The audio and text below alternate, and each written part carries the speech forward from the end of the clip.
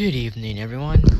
My name is Major General Z-Man, and the SCP we're going to be looking at today is SCP-067, Object Class Safe, Special Containment Procedures.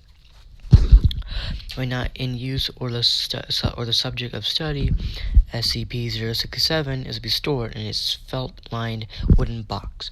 The nib is to be corked, and all art and writing are to be submitted to SCP Research Command for analysis and further experimentation. Excuse me. Description: SCP-067 is a fountain pen made by a German supply company called Pelican at some point between World War I and II. It is pale green in color, with a single red line going straight down along the side. The shell is oak, and the nib is extremely sharp, capable of piercing human skin if pressed even lightly. Though it apparently lacks a reservoir, the nib never appears to run out of fresh ink. In addition, the pen writes in iron gall ink, which is suitable for artists but would normally corrode typical fountain pens quickly. Research has surmised that any subject holding SCP-067 loses all autonomy of the hand and arm that grasp it. Full sensation is intact, but the arm below the elbow is controlled by unknown forces, theoretically centralized within SCP-067. One effect is that the controlled hand will start to use the pen to write a detailed biography of the individual holding the pen. The biography will include such information as the person's name, age, date of birth, criminal records, fears, etc. Other times, the pen has been known to write such things for an occurrence that happened in this person's lifetime. For example, when test subject 1204 held SCP-067, he began to write a detailed record of a motor vehicle accident he had been in the year before.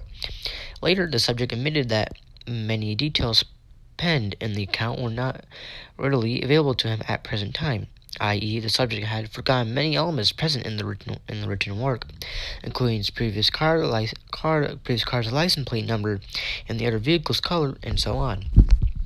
The subject stated that his memory of the event was so fresh in his mind during the transcription he could taste the blood in his mouth. Subjects holding SCP-067 have also been known to create intricate works of art, despite the subject lacking any formal art training or previous tendencies toward drawing. For example, test subject 1102F, a young woman with no previous artistic experience, was able to draw a winged creature resembling SCP blank, described by researchers present at data expunged. When subjects are asked to explain what happens when they hold SCP-067, the typical response is that the subject freely relinquishes control of their appendage to SCP-067 so that it may complete its work unimpeded. See quoted response 01. Despite being empathy, admiration, and cooperation with SCP-067 that courses them toward a will not their own. Quoted response 1. I don't really know how to explain it. It just kind of happened. When I picked up the pen, it seemed as if my hand wasn't my own anymore. I knew I could move it if I wanted to, but I choose not to because I loved the picture I was drawing. It was like my hand had life. Suddenly my hand stopped and I realized I had complete control over my hand again, and I put the pen back down. I looked at the drawing and saw how beautiful it was. I guess the pen decided it was done and was finished with me. Tests and experiments. On blank 20 blank, a test was done to see how the pen affected living creatures other than humans. The test subject, a male rhesus macaque, aged 2 years, 4 months, who had previously learned how to use pens and markers, was placed in a standard psychological surveillance room. neutral wall coloration when we observation mirrors with SCP-067, a work table, and a pad of paper. Subject picked up SCP-067 in his left foot, then took it in his right hand, then tasted it. Subject then put the pen down on the paper and smelled it. After 30 seconds, subject picked up SCP-067 and began tapping it repeatedly on the table. Subject also began tapping SCP-067 on his own body.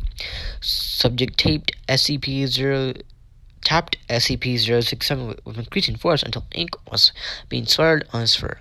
Subject then threw SCP-067 onto the floor.